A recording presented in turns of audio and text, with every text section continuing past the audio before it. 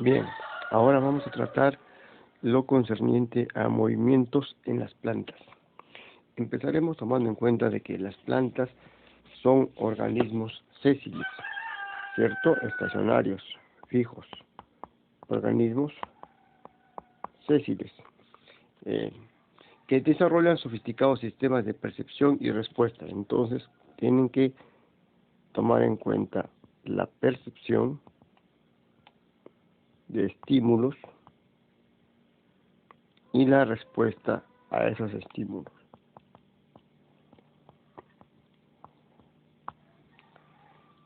Pero esta percepción y esta respuesta tiene que ver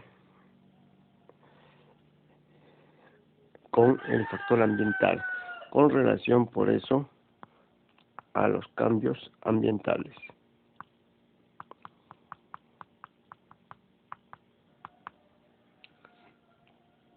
Entonces repito, las plantas son organismos sésiles que desarrollan sofisticados sistemas de percepción y respuesta a cambios ambientales. A cambios ambientales que suelen implicar un movimiento, ¿no?, de un órgano de la planta o bien darse a nivel celular. ¿Para qué sería todo esto? Esto sería básicamente para optimizar su relación con el ambiente, para optimizar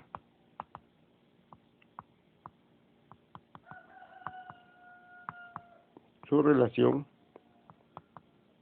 con el ambiente, con el entorno inmediato, ¿cierto? Ya sea para la adquisición de nutrientes, principalmente agua, minerales, pero también luz, y por otro lado para sobrevivir en condiciones adversas. Entonces también tiene que ver con la sobrevivencia en condiciones adversas.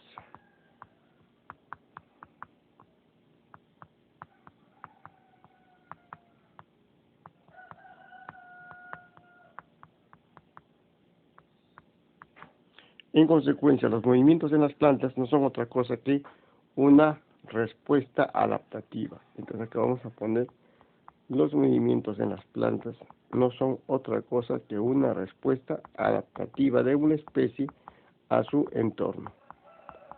Una respuesta adaptativa. Bien, con esta introducción vamos a ver ahora nosotros ya los movimientos. Para eso tomaremos en cuenta los siguientes principios básicos. Borramos esto entonces, borramos y tomamos en cuenta lo siguiente. Ponemos acá principios básicos. Vamos a ver. ¿Qué pasó? Ya, principios básicos. Entonces, ¿cuáles son los principios básicos? Los movimientos de las plantas, entonces acá ponemos principios básicos.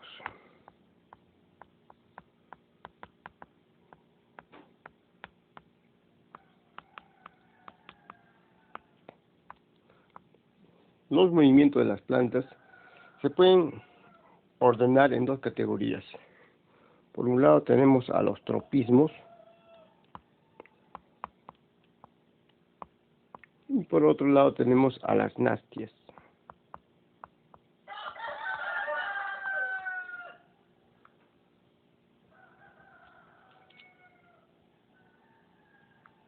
Nastias.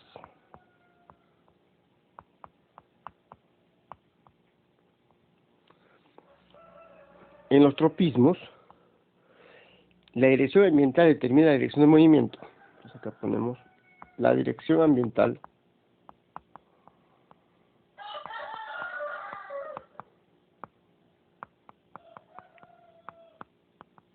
determina la dirección del movimiento.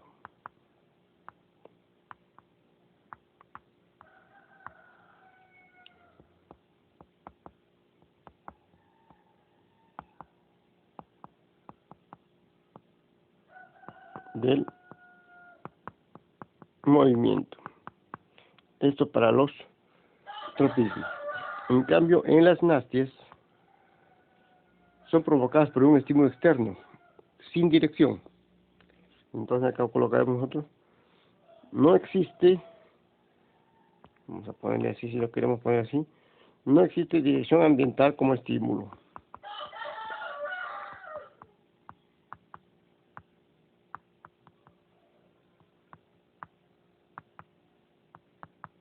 No existe dirección ambiental entonces en el estímulo.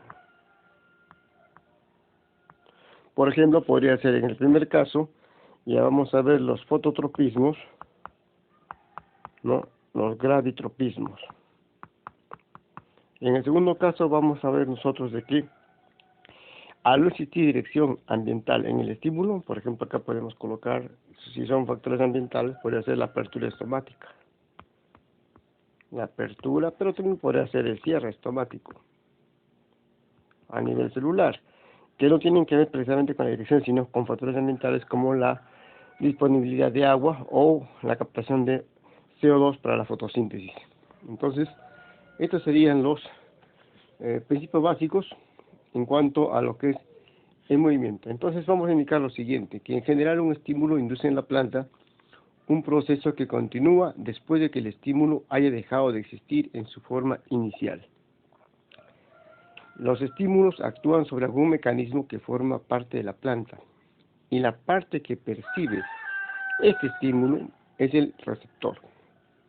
Una vez percibido el estímulo, o sea, el receptor, cambia el estímulo, lo traduce a otra forma a menudo llamada señal, que da lugar a una respuesta motora.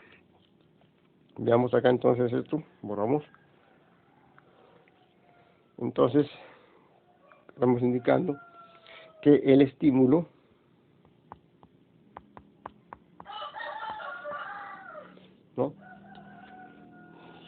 induce en la planta un proceso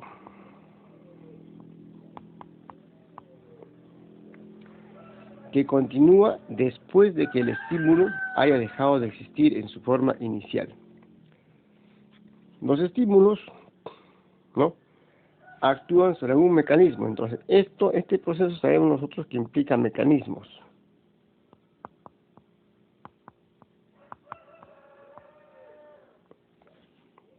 Que forma parte de la planta. Y la parte que recibe el estímulo es el receptor. Entonces, este estímulo actúa a nivel de un receptor en la planta. El receptor, ¿qué hace con el estímulo? Lo traduce. Entonces acá viene una transducción de señal. Ya hemos visto. Transducción de señal, ¿no? Y esto va a llevar a lo que queremos saber nosotros ahora, una respuesta motora. Esa respuesta motora es lo que vamos a nosotros percibir o reconocer como el movimiento. Cuando el estímulo interactúa con el receptor, nosotros sabemos que el estímulo en este caso, ¿qué constituye? Constituye el primer mensajero.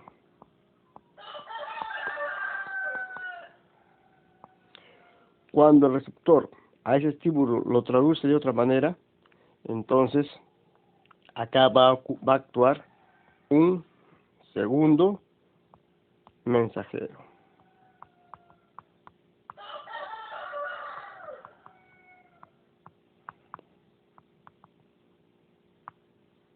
¿No?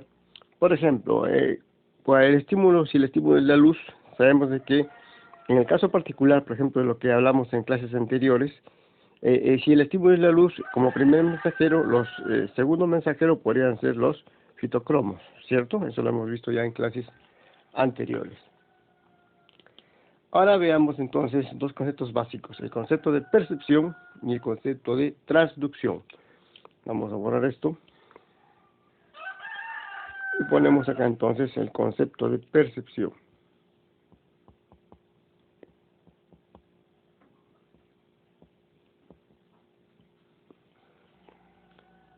¿Cómo detecta una planta o cualquier parte de la planta el estímulo ambiental que causa respuesta?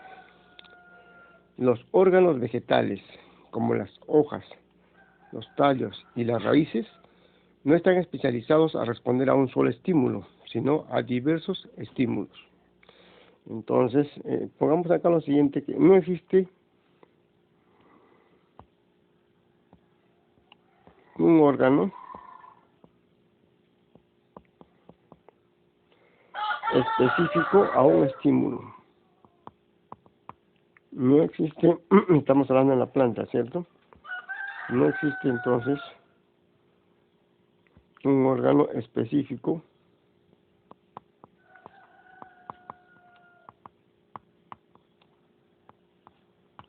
a estímulos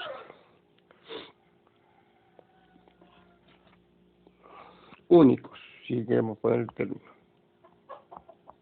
Estímulos únicos, ¿no? No existe un órgano en la planta específico a estímulos únicos. Luego el concepto de transducción.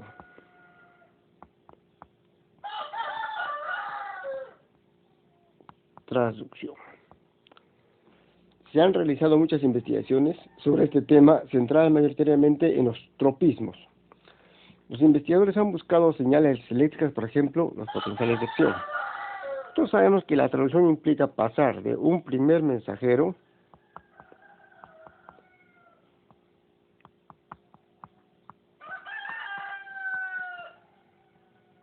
a un segundo mensajero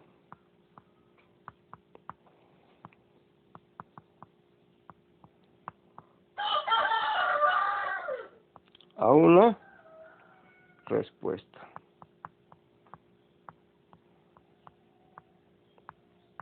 ¿Dónde está el primer mensajero? Está en el ambiente. Puede ser la luz, el agua, ¿no? El segundo mensajero nosotros sabemos que es una molécula química.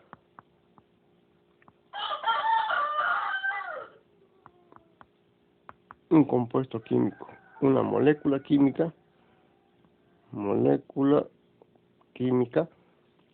A ver, no se entiende bien. El segundo mensajero sabemos entonces qué cosa es. Es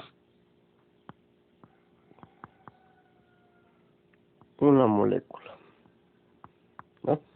Un compuesto químico, y esto va a inducir ya la respuesta, que va a ser lo que nosotros en este caso vamos a tratar, que es el movimiento. Bien, vamos a ver entonces también nosotros ahora de que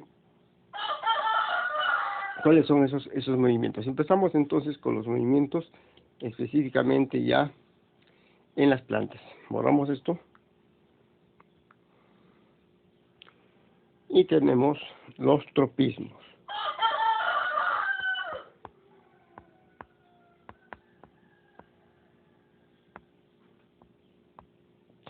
Hemos indicado que los tropismos, el estímulo es direccional e implica movimiento de curvatura de los órganos inducidos por los estímulos ambientales.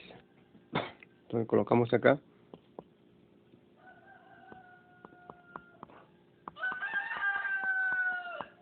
movimiento de curvatura de los órganos en la planta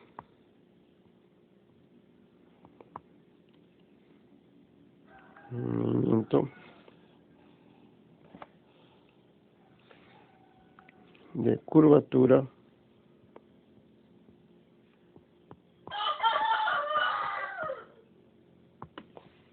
¿no?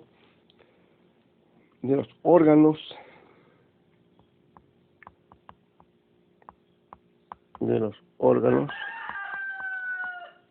inducidos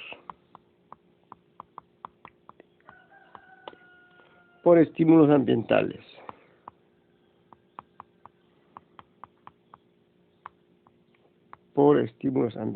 Pero ¿qué hemos indicado respecto a estos estímulos ambientales?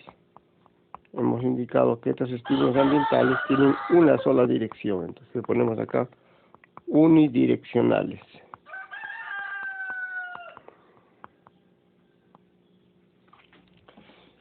Para ese caso, entonces tenemos nosotros que cuando el estímulo es la luz, el movimiento va a ser el fototropismo.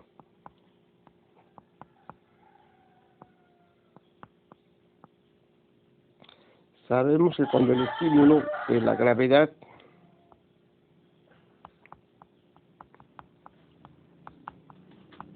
el movimiento va a ser entonces el gravitropismo.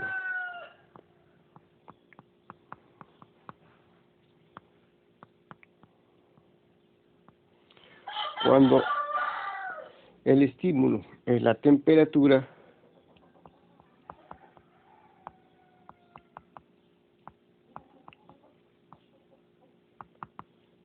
el movimiento va a ser el termotropismo.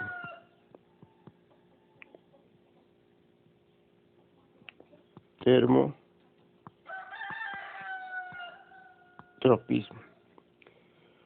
Cuando hay gradientes de potencial hídrico, vamos acá entonces,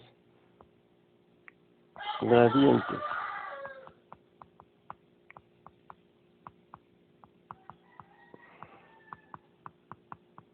de potencial hídrico,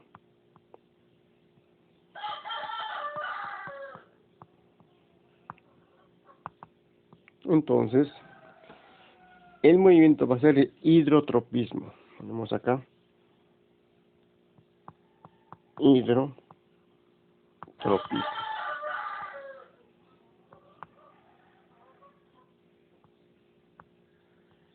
Hidrotropismo. Cuando son compuestos químicos, va a hablarse de quimiotropismo.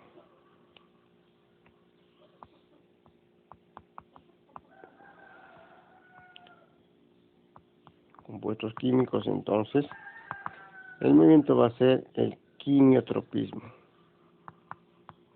Quimiotropismo.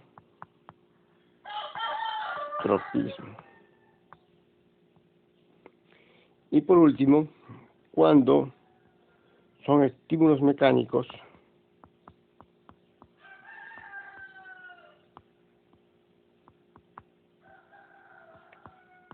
los que provocan la respuesta, o sea, los estímulos en este caso, el movimiento va a ser tismotropismo.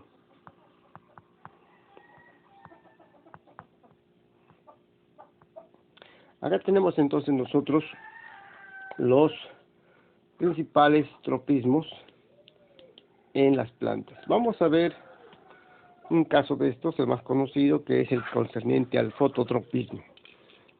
Vamos a tratar entonces ahora lo que es el fototropismo. Borramos todo esto para hablar del fototropismo. Ponemos acá nosotros entonces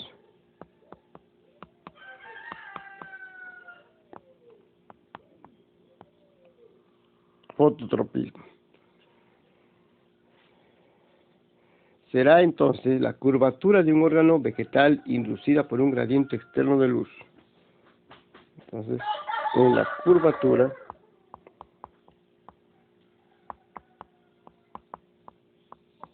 de un órgano vegetal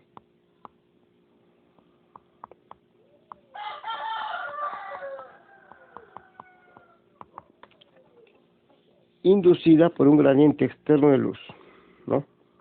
Inducida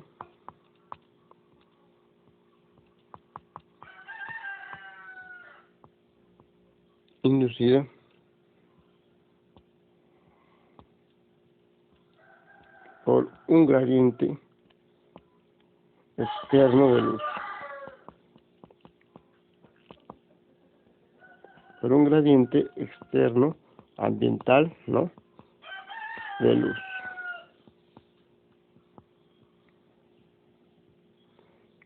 Esto es entonces el fototropismo. ¿A qué se debería la respuesta de la planta a este estímulo luminoso?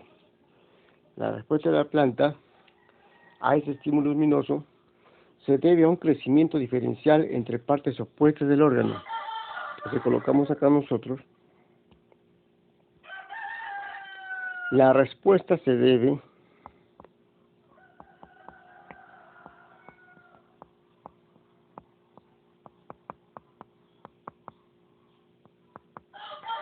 a un crecimiento diferencial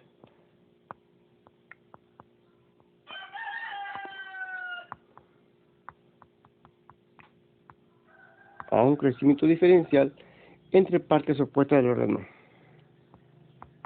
Le ponemos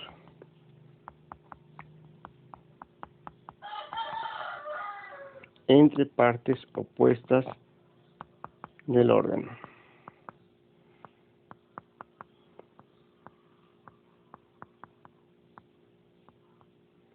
Opuestas del órgano correspondiente en la planta. Veamos un ejemplo, veamos esta siguiente imagen para poderlo entender. Acá está.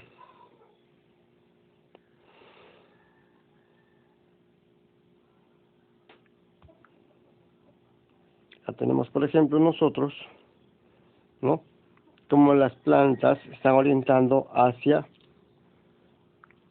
dónde? Hacia la fuente de luz, ¿no? Esto sería entonces un caso de fototropismo. Ahora,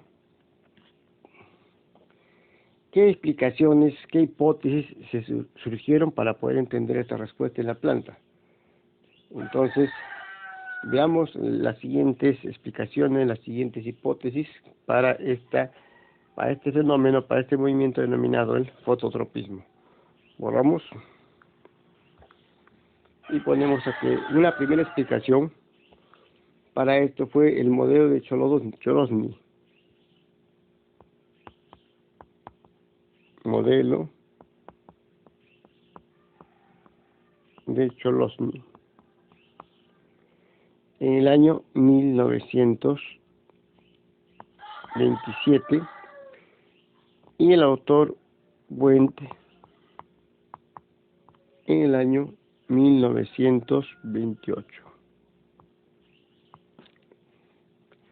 Ellos, ¿cómo trataron de explicar esta respuesta? Indicaron de que estaría mediada o regulada esta respuesta por una redistribución lateral de auxina.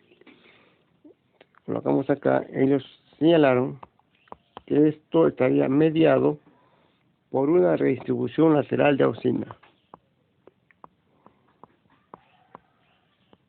Por una redistribución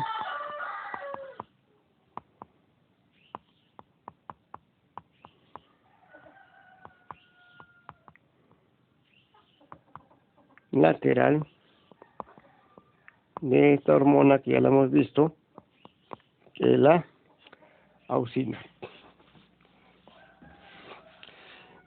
Para eso se tomó como modelo lo que pasaba en el caso de la germinación de gramíneas, y se observó lo siguiente. Ellos observaron de que el ápice del coleóptilo en gramíneas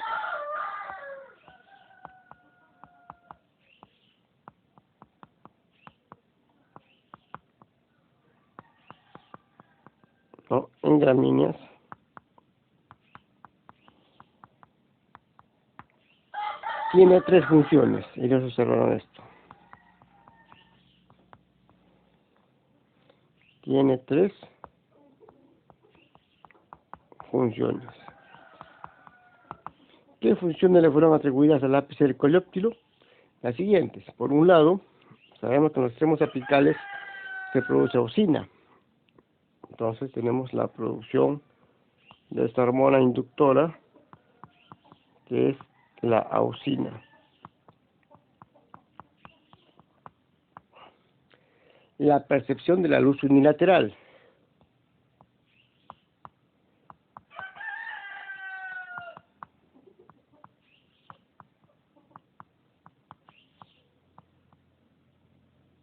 De la luz unilateral. Por un solo lado, si queremos entenderlo así, ¿no? Unilateral. Y también el transporte lateral de auxina. El transporte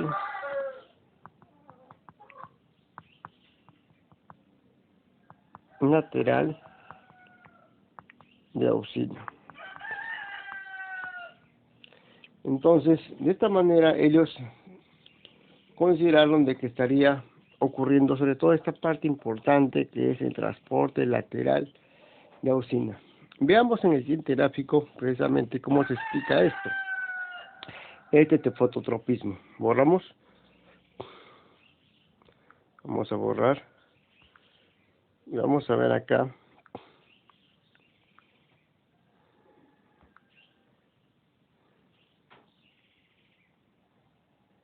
En el siguiente gráfico que tenemos. Acá tenemos precisamente lo que hemos estado comentando hace un momento, que es la redistribución lateral de auxina. Entonces ponemos acá.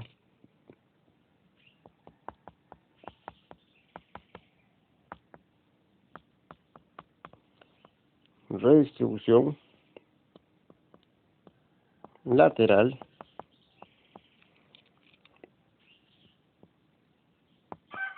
de auxina.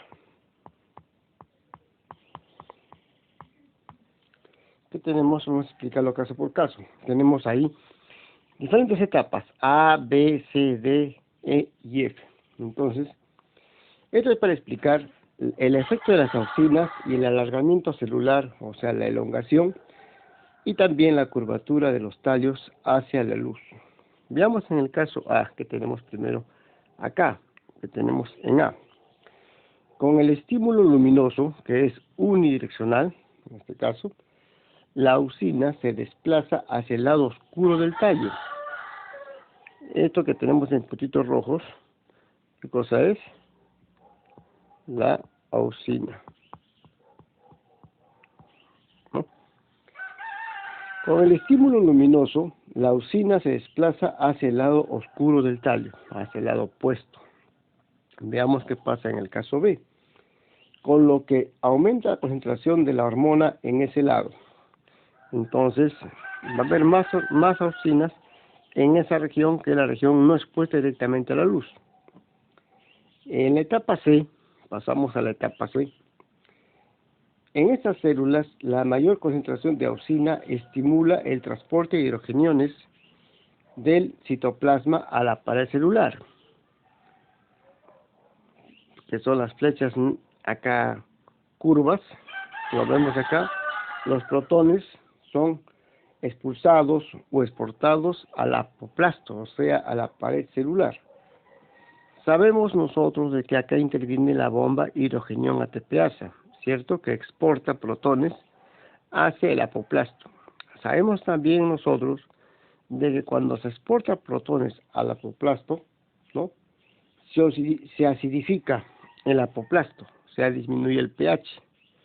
Y también sabemos nosotros de que esta acidez, que se origina precisamente por la concentración de hidrogeniones en el apoplasto, o sea, en la pared celular, ¿no?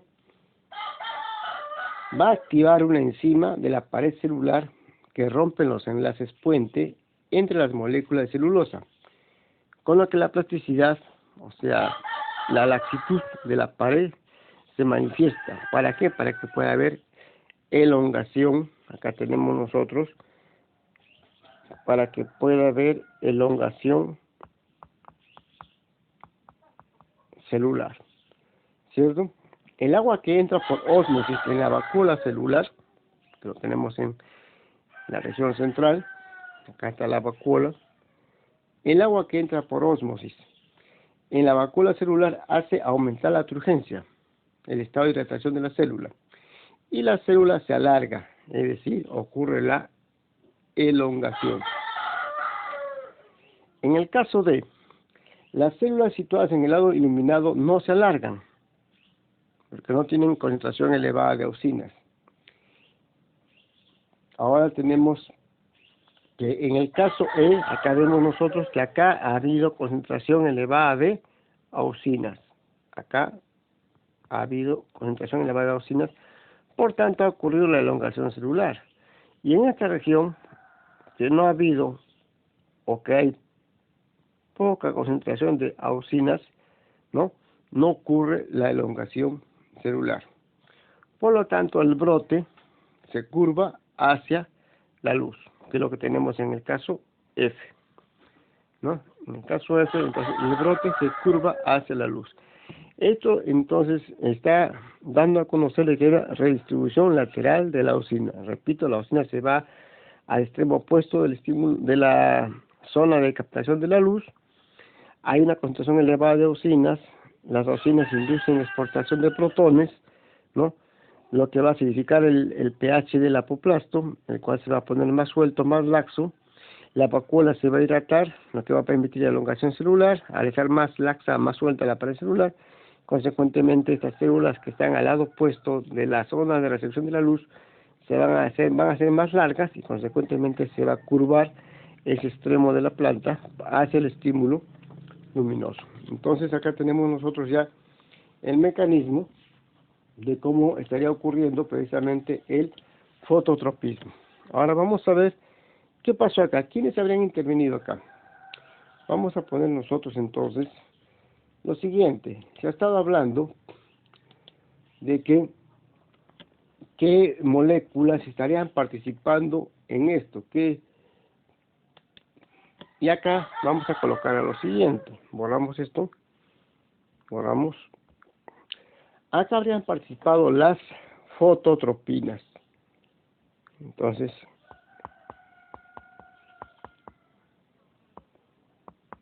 ¿qué moléculas habrían participado acá? Hoy día sabemos que las proteínas llamadas fototropinas, ¿qué son fototropinas? Repito, son un tipo de proteínas.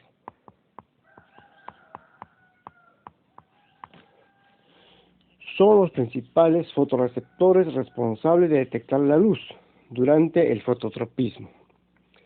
Y el nombre es un útil recordatorio de su papel. Como otros fotorreceptores vegetales, la fototropina se compone de una proteína unida a una molécula orgánica que absorbe luz llamada cromóforo. Entonces, no nos olvidemos que las fototropinas son la combinación de una proteína más un cromóforo, ¿no? Las fototropinas absorben luz en el intervalo azul del espectro. Ponemos acá, absorben luz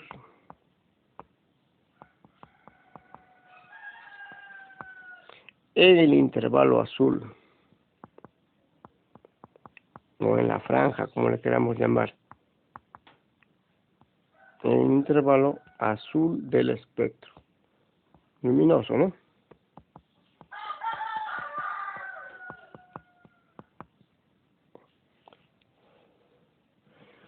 Cuando absorben luz, cambian de forma. ¿Quiénes? Las fototropinas. Se vuelven activas y pueden modificar la actividad de otras proteínas en la célula. Entonces esto es importante, y acá intervienen estas moléculas que son también fotorreceptores llamadas fototropinas. Acá veamos acá, vamos a tomar en cuenta lo siguiente, a ver si lo tenemos acá. Acá está. Lo que hemos visto hace un momento, ¿cierto? Acá tenemos nosotros que el estímulo luminoso es captado por el coleóptido. Hay fototropinas más activas hacia el lado de que está expuesta a la luz, fototropinas menos activas hacia el lado menos expuesta a la luz. Los puntitos rojos van a ser las auxinas. Las auxinas se redistribuyen más hacia la zona del lado sombreado. Al haber menos auxina en la zona que está expuesta a la luz, va a haber menos elongación celular, y al otro lado, donde hay más auxina, va a haber más elongación celular y por lo tanto va a ocurrir la curvatura, ¿no?, hacia el estímulo luminoso, ¿no? Entonces ya tenemos claro de que intervienen unas moléculas, unos fotorreceptores llamados fototropinas, que van a redistribuir la concentración de auxinas. Las auxinas van a permitir la elongación de las células y esto va a conllevar a la curvatura, en este caso del coleóptido, hacia la luz. Veamos ahora nosotros el otro tipo de movimiento, que es el gravitropismo. Borramos esto y ponemos acá entonces gravitropismo.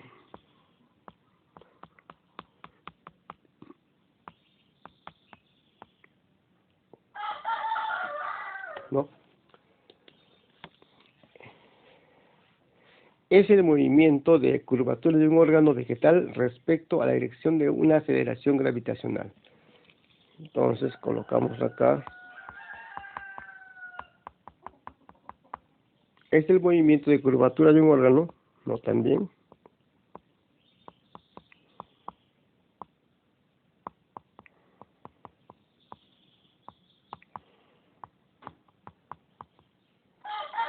Respecto a la dirección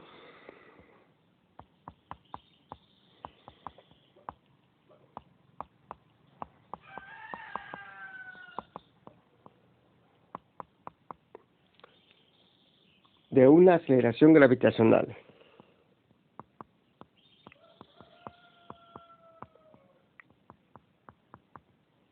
De una aceleración gravitacional.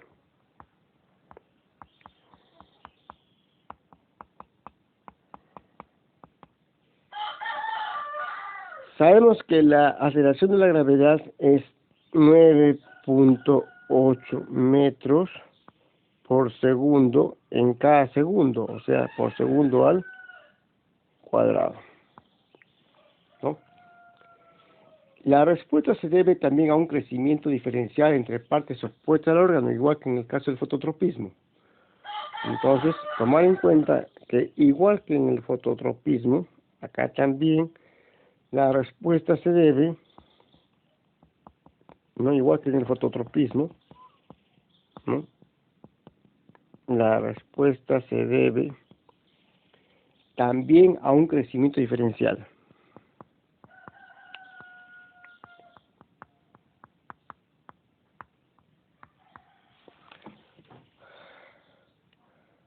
A un crecimiento diferencial, acá estamos colocando.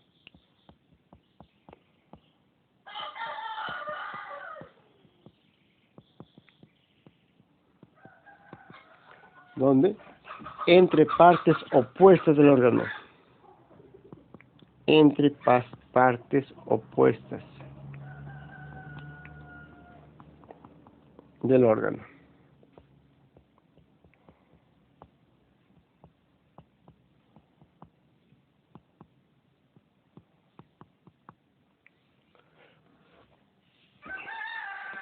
Esto se ha observado en los siguientes casos.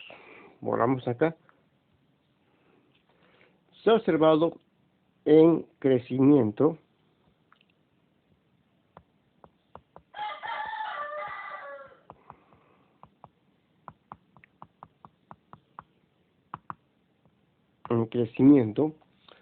por ejemplo, en brotes de plántulas recién formados. Brotes de plántulas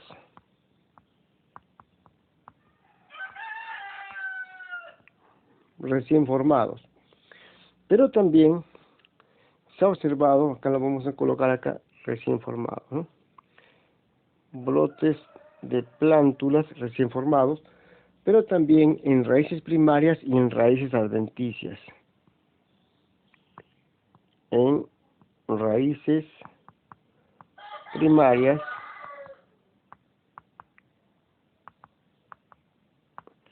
y también en raíces adventicias, por ejemplo, las que ocurren cuando se induce enraizamiento en estacas. Y también, en el caso B, también se ha observado en aquellos casos en que se recupera la capacidad de crecer. Cuando que recupera la capacidad de crecer.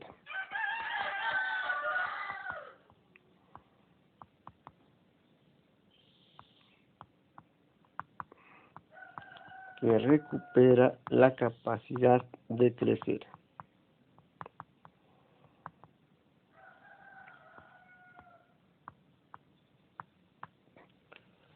¿No? Esto, por ejemplo, en el caso de brotes maduros de cereales. Brotes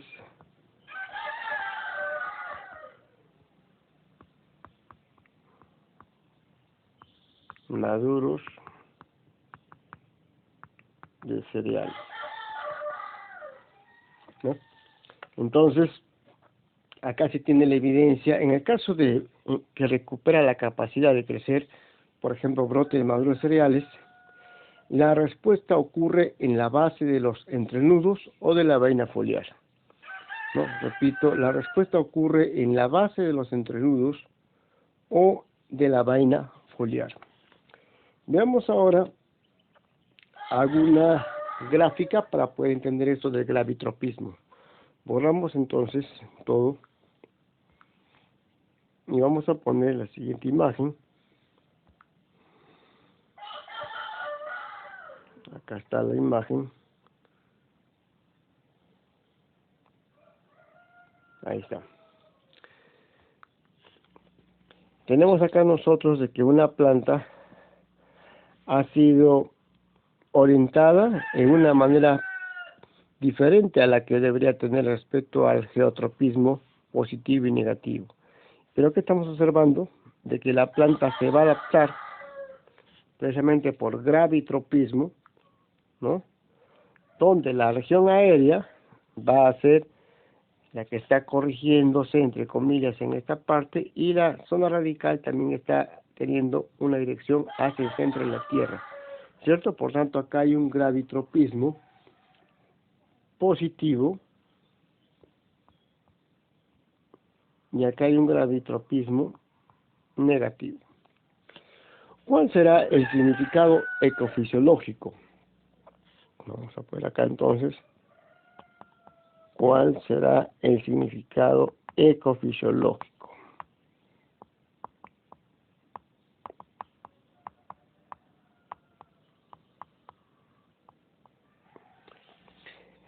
El brote de la plántula germinada debe alcanzar la luz para realizar la fotosíntesis y la raíz debe penetrar el interior del suelo para asegurar el suministro de agua y nutrientes orgánicos.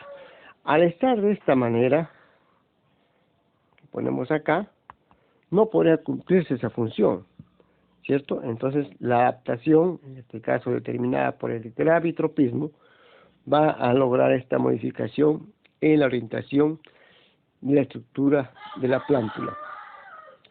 Acá tenemos nosotros dos tipos de gravitropismos.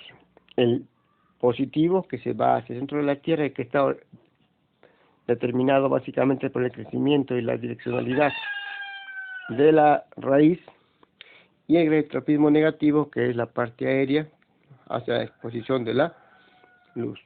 Ahora, la pregunta es, cuando se dirige de manera recta, la orientación es recta, se habla de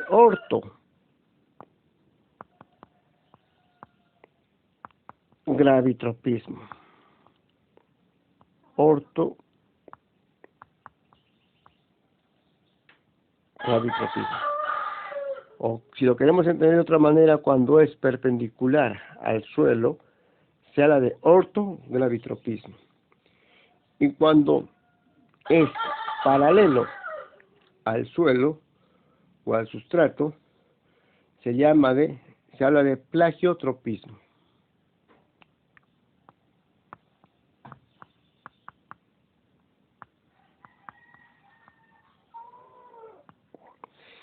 Acuérdense que también eso tiene que ver mucho con la dirección de las ramas en los árboles, ¿no? Tenemos, por ejemplo, acá nosotros, en un árbol, en una planta, todas las ramas que tienen esta disposición van a ser ramas ortotrópicas, porque son perpendiculares al eje, ¿no? En cambio, estas que son paralelas al sustrato, o a la superficie del suelo, acá tenemos la raíz, ¿cierto? Van a ser las plagiotrópicas y las ortotrópicas, ¿cierto?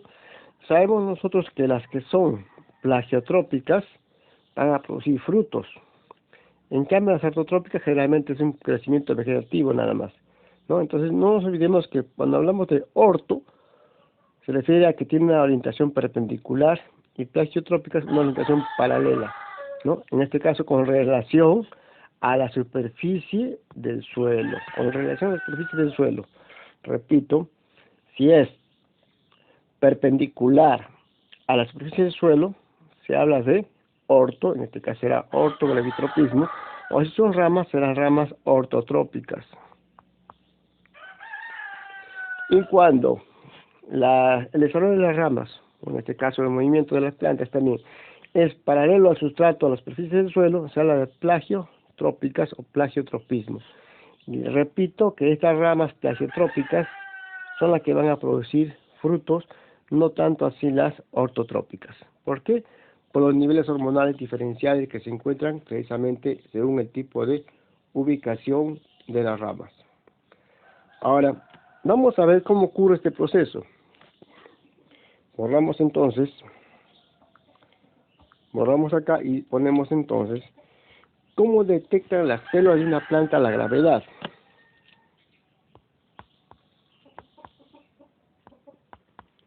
¿Cómo detectan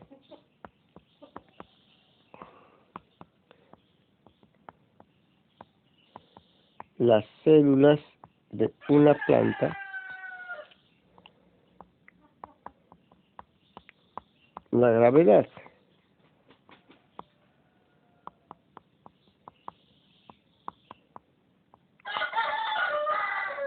Habrá sensores de dos tipos. Vamos a ver cuáles son esos sensores. Entonces ponemos por un lado sensores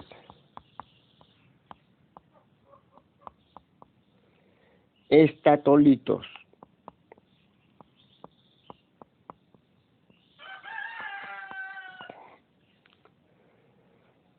que son orgánulos celulares suficientemente grandes para desplazarse en el citoplasma en respuesta a una aceleración gravitacional. Ponemos acá entonces que son orgánulos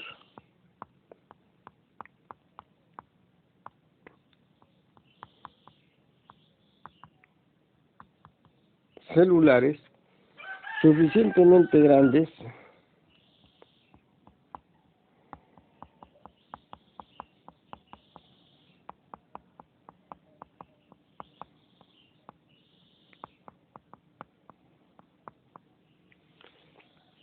para desplazarse en el citoplasma.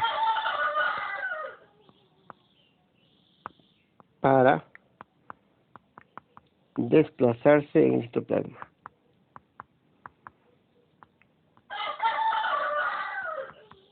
¿No?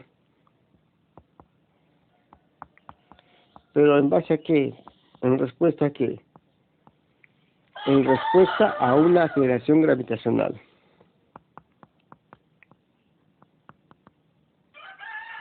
En respuesta a una aceleración gravitacional.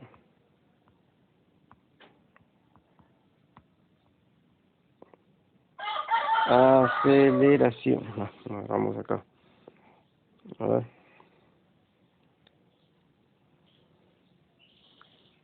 En base a una aceleración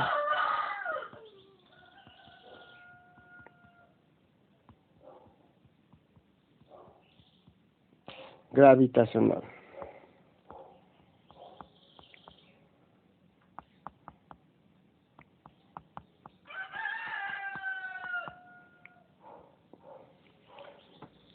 Esto ocurre y esto se presenta en las raíces de angiospermas. Entonces, esto se está presentando ¿dónde? Ejemplo, en raíces de angiospermas, todas las plantas superiores.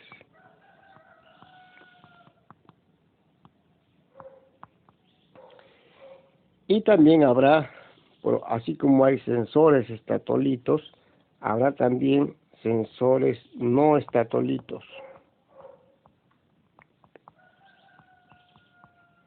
Sensores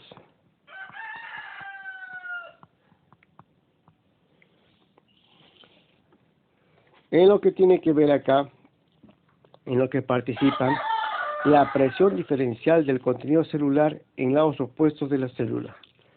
Entonces colocamos presión diferencial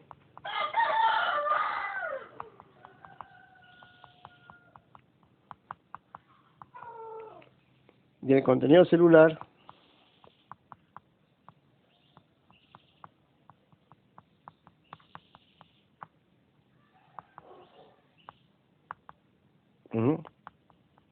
en lados opuestos de la célula.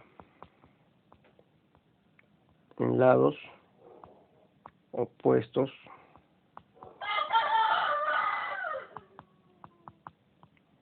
de la célula. Y también, como algo importante, en cambios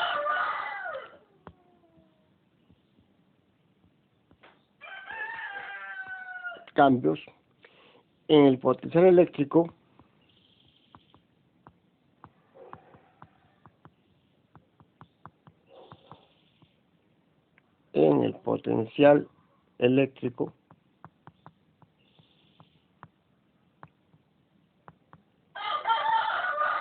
de la membrana celular.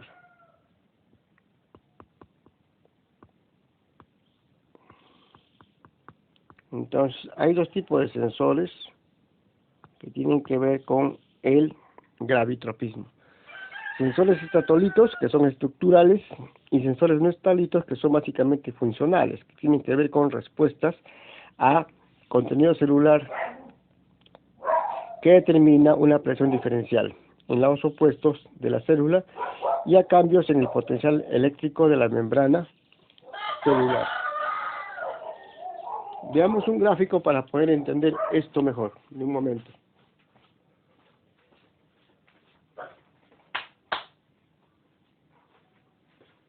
Entonces, acá tenemos el siguiente gráfico. Vamos a borrar esto y ponemos la siguiente imagen. Acá está. Acá tenemos entonces nosotros los estatolitos. Vamos a borrar. Ahí está. ¿No? Tenemos acá nosotros células centrales de la caliptra. En la región A, en la foto A y en la foto B, vamos a ver qué pasa. En el caso A, en su orientación vertical normal, vemos que los estatolitos están orientados o ubicados en la parte inferior de las células. En el caso B, después de que la raíz se haya colocado horizontalmente, ahí vemos precisamente cómo están orientadas las células, los cuerpos globulares oscuros que contienen almidón, en este caso los estatolitos, que son amiloplastos, se observa cómo su posición en la célula cambia al variar la posición de la raíz. O sea, otra vez se orientan siempre hacia el centro de la Tierra para que haya un desarrollo de la raíz en este caso, ¿no? Entonces, vemos ahí que los estatolitos son los que van a determinar el gravitropismo y son básicamente gránulos de almidón denominados amiloplastos, ¿no? Son inclusiones citoplasmáticas denominadas amiloplastos. Veamos acá en la siguiente gráfica también un poco más sobre esto. Borramos.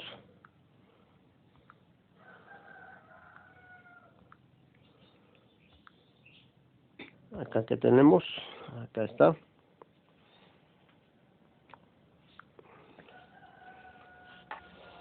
Acá veamos, nosotros sabemos ya por clases anteriores de que en el crecimiento de una polaridad participan citoesqueleto, especies reactivas de oxígeno, o sea, el arroz y el calcio. Este es un modelo propuesto para la redistribución del calcio y de la eosina durante el gravitropismo en las raíces. Sabemos también que la principal eosina en las plantas es el ácido indol acético, el AIA. El ácido indol acético es sintetizado en el tallo y transportado a la raíz a través del sistema vascular. Ahí está. Cuando la raíz está vertical, es decir, orientada hacia el centro de la tierra, los estatolitos se depositan en la parte inferior, o sea, en la parte basal de las células de la caliptra. Los iones calcio y leucina se transportan acropetalamente en la raíz, se reparten por igual dentro de la corteza en la zona de elongación, promoviendo la elongación. Ahora, ¿qué pasa cuando se modifica la orientación de la raíz? En este caso, cuando la raíz está horizontalmente, los estatolitos otra vez se van a la zona inferior, los estatolitos se caen por su peso hacia las paredes laterales de las células, lo que dispara el transporte de calcio y leucina hacia una sola mitad de la cofia, o sea, de la caliptra. La llegada a la corteza de concentraciones muy elevadas de leucina produce la inhibición del crecimiento y provoca la curvatura de la raíz, ¿no? Entonces acá estamos viendo nosotros de que participa, ¿no?, el ácido acético, ¿no?, el calcio, y sobre todo quien determina la orientación del crecimiento radical va a ser la deposición de los gránulos de almidón, los amiloplastos, particularmente los estatolitos, que se van a ubicar en la zona basal o inferior, y esto va a permitir que haya un crecimiento hacia el centro de la tierra de parte de la raíz. Bueno, vamos a ver ahora, nosotros ya estamos viendo, vamos a ver ahora otro tipo de movimientos. Acá, repito, no se olviden que el calcio tiene que ver con polaridad, con direccionalidad. Y ahora vamos a ver nosotros lo que corresponde a las nastias. Borramos todo esto y ponemos el otro movimiento en el cual el estímulo no es unidireccional. En los tropismos el estímulo es unidireccional. En las nastias el estímulo no es unidireccional. Entonces, aclaramos esto indicando que son movimientos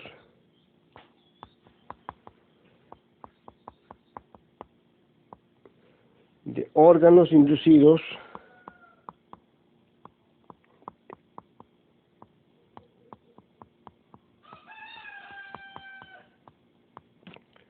por estímulos ambientales, ¿no? También es el factor ambiental, por estímulos ambientales, y acá le ponemos esta aclaración: no direccionales como la luz, ¿no?, sino no direct, acá no es la luz, ¿cierto? No direccionales.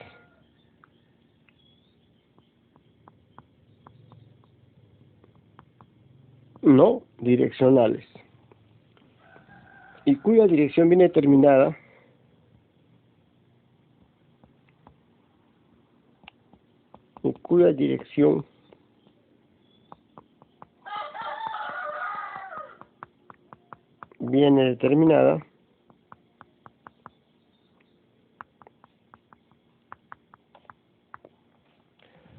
por la propia anatomía del órgano, ojo, por la propia estructura, la propia anatomía del órgano.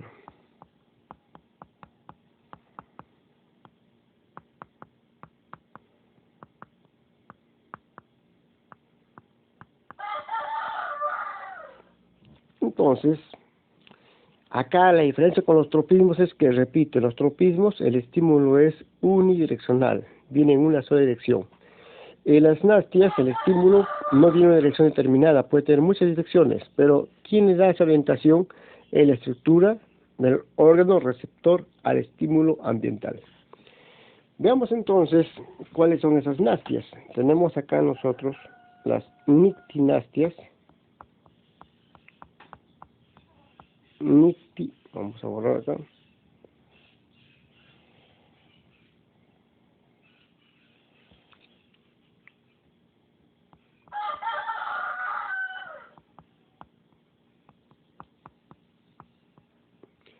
Nictinastias. Acá ustedes dirán, pero sí es igual que la luz. No, acá repetimos, la dirección del estímulo lo da la estructura del órgano, no el estímulo en sí. Luego, las seismonastias. Seismonastias.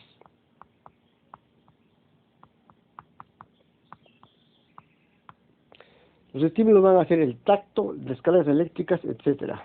Ponemos entonces, por ejemplo, tacto, descargas eléctricas, entre otros. Tenemos también las quimionastias. Quimionastias. Las quimionastias lógicamente será un compuesto químico que induzca la respuesta. Un compuesto químico que induzca la respuesta. Y también tenemos acá las gravinastias.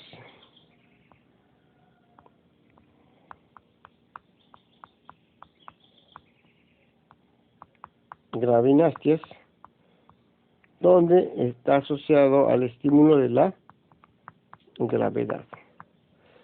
Repito, para que no haya confusión, tanto en las nictinastias como en las gravinastias, por más de que, si ustedes se dan cuenta, el estímulo es unidireccional, ¿cierto? La respuesta es considerada por la planta no direccional, en base a la anatomía de los órganos receptores de esos estímulos.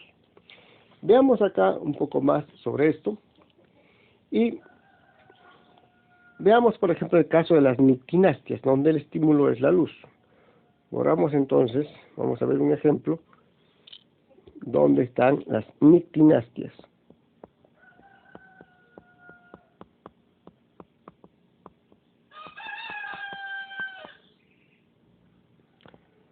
En las nictinastias, el estímulo es la luz. Y hay dos zonas que se van a establecer precisamente en base a este estímulo. Una zona flexora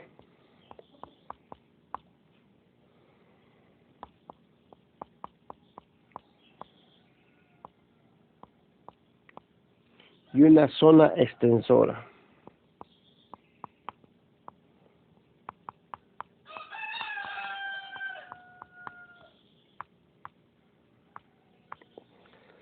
Zona flexora y zona extensora.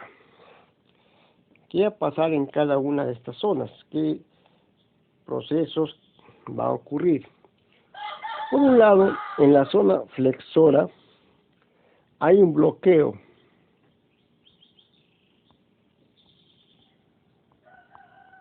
de qué enzima, de la enzima denominada ATPasa, ¿no? Pero esta enzima en realidad, voy a colocarla con su nombre completo,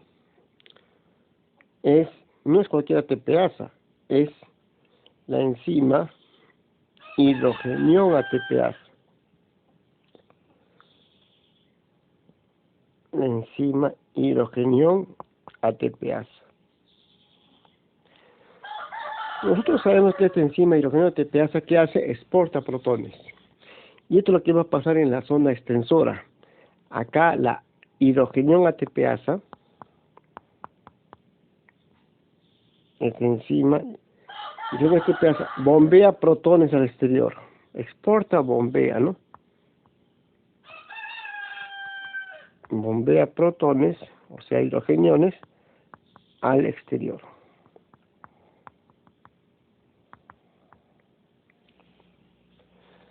Acá quiere haber entonces una despolarización de la membrana.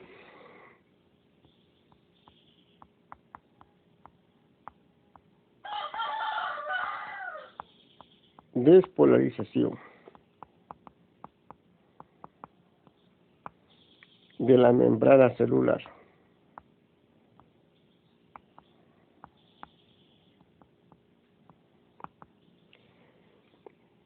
Pero en la zona extensora se va a incrementar la carga negativa en la cara interna de la membrana. Acá se incrementa, o sea, se aumenta, ¿no? la carga negativa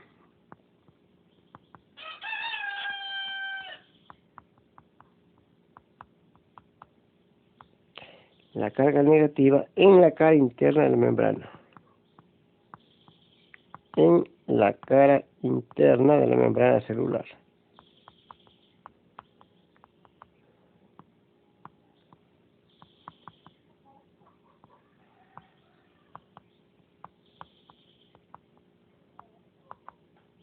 ¿Y esto por qué ocurre? Porque no nos olvidemos que en la parte primera está indicado que se exporta protones al exterior. Entonces, ¿qué va a pasar? Si en la membrana celular va a haber más cargas positivas fuera de la célula, o sea, en el apoplasto, y consecuentemente más cargas negativas van a estar orientadas en la parte interna de la membrana celular, ¿no? Ahí se ha establecido una polarización. Lo que ocurre ¿dónde? En la zona extensora. No ocurriría ello acá en la zona flexora. Pero también algo interesante también pasa. Acá sale potasio al apoplasto. Sale potasio a la pared, o sea, ¿dónde? Al apoplasto. Y acá, lo contrario. Acá entra potasio a la célula.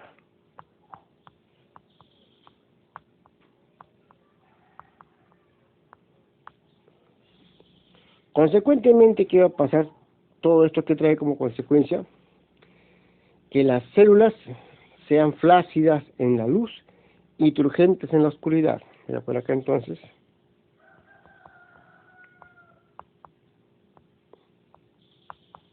Flácidas, o sea, menos volumen en la luz y turgentes, más hidratadas y turgentes en la oscuridad.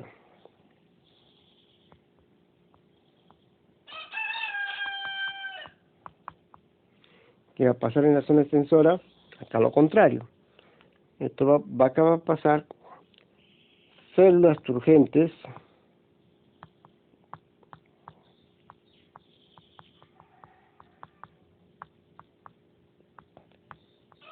en luz y flácidas, o sea, menos hidratadas, ¿no?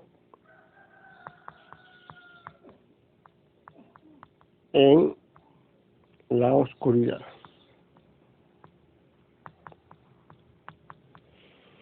Y ustedes dirán, ¿por qué esto? No se olviden que si en los vegetales, a diferencia de los animales, en los animales, como en el humano, la hidratación del cuerpo está muy asociada a concentraciones de potasio, de sodio en los animales. Indique por eso que muchas personas hipertensas con presión alta retienen lo que se llama comúnmente líquido. No es líquido, retienen agua. ¿Por qué retienen agua las personas hipertensas? Porque tienen excesiva concentración de sodio. Por eso se dice a las personas hipertensas que disminuyen su consumo de sal. ¿Qué pasa en los vegetales? En los vegetales, el catión asociado a hidratación no es el sodio como en los animales, sino el potasio. Por tanto, cuando sale potasio de la célula, las células se vuelven más flácidas, pierden agua, pierden su volumen. Y cuando entra potasio en las células se hidratan más, captan más agua, ¿no? Esto es lo que se estaría explicando entonces el proceso de las nictinastias. Vamos a ver acá nosotros, ahora vamos a ver nosotros lo que concierne a otro ejemplo, pero ahora vamos a ver lo que son las... Acá nos indicaba algo importante. En las nastias, si ustedes se dan cuenta, está cambiando el estado de hidratación de las células. Está participando el potasio, que tiene que ver mucho con la hidratación de las células, y también está participando la exportación de protones. Acá es importante considerar entonces, vamos a tomar en cuenta nosotros que hay unas proteínas, unas moléculas, no son proteínas en realidad, son moléculas de otros compuestos químicos, denominadas las turgorinas. Vamos a ver qué tienen que ver estas moléculas turgorinas, ¿no? Con relación a las nástias. Borramos. Vamos a borrar esto. Y ponemos acá estas moléculas llamadas turgorinas. Su nombre lo dice, tienen que ver con la hidratación de las células, es decir, con su estado de turgencia. ¿Qué son las turgorinas? Estas moléculas son derivadas del ácido gálico o catéquico. Son derivados del ácido gálico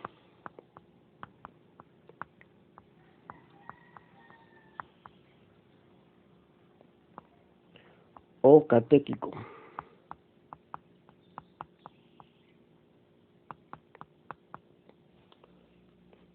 Se les considera reguladores de crecimiento. Se les considera, ojo, se les considera reguladoras del crecimiento.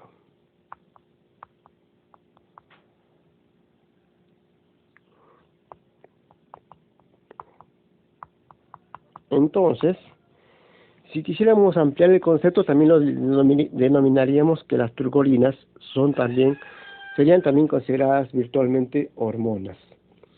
Ahora, ¿con qué procesos tienen que ver las turgorinas?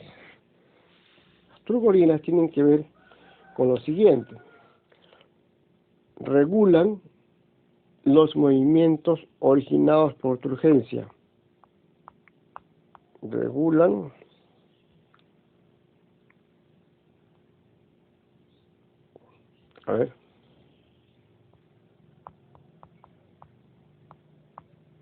los movimientos originados por turgencia.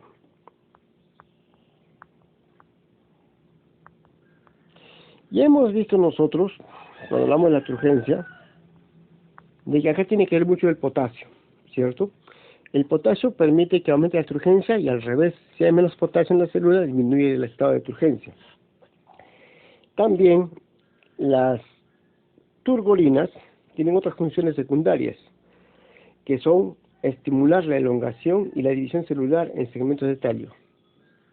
Ponemos acá entonces, estimulan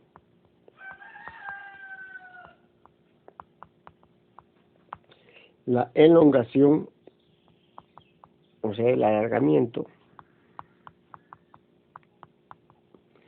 y división celular, o sea, mitosis y mitosis en segmentos de tallo.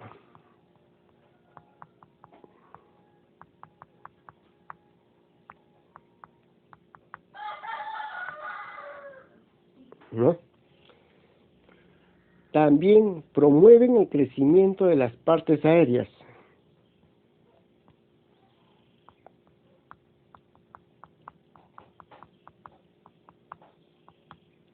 En la planta, ¿cierto? Promueven el crecimiento de las partes aéreas.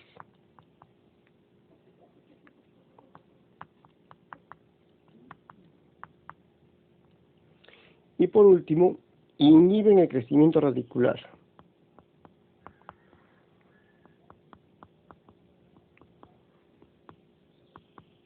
Inhiben el crecimiento radicular. O también podemos llamarlo el crecimiento de la raíz, ¿cierto?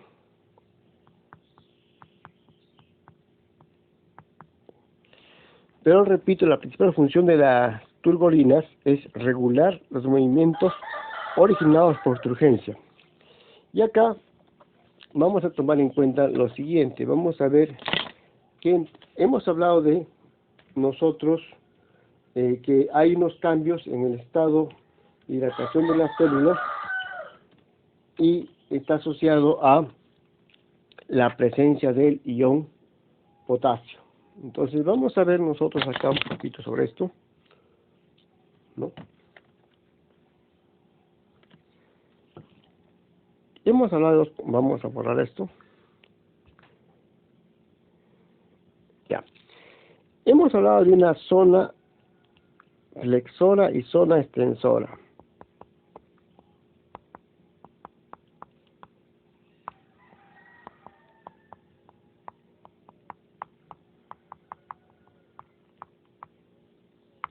Que se va a presentar en las nástias, ¿cierto? Hemos hablado de eso entonces, pero para que quede claro a qué se refería la zona flexora donde hay, acá hemos observado nosotros de que en las nástias, ¿no?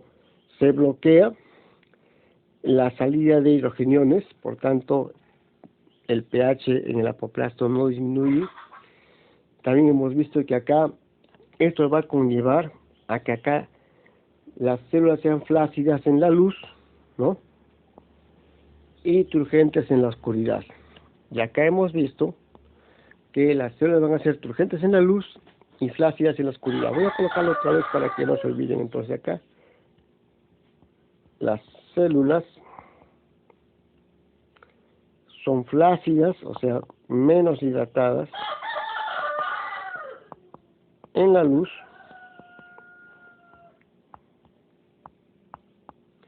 y van a estar más hidratadas, o sea, turgentes, acuérdense las turbolinas,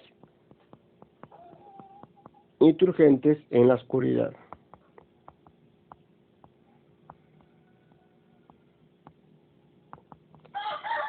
Y hemos hablado que en la zona extensora ocurre lo contrario. Las células van a ser turgentes en la luz.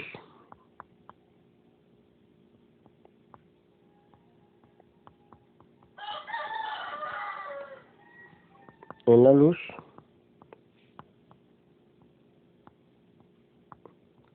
Y van a ser flácidas en la oscuridad.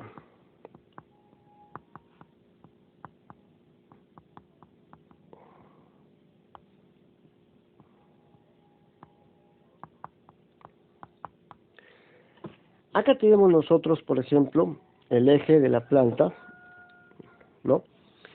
Y cuando nos hablan de flexión, de zona flexora, de flexión, ¿a qué se entiende?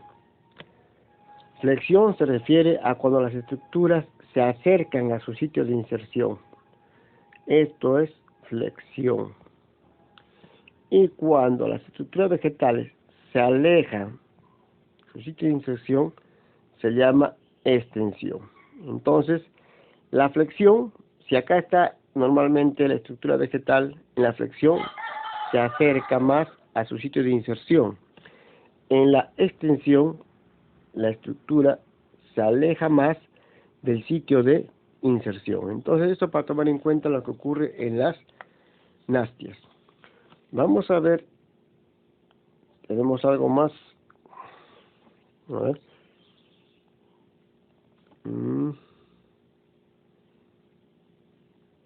Ya. Bueno, entonces, esto sería correspondiente a los movimientos en las plantas.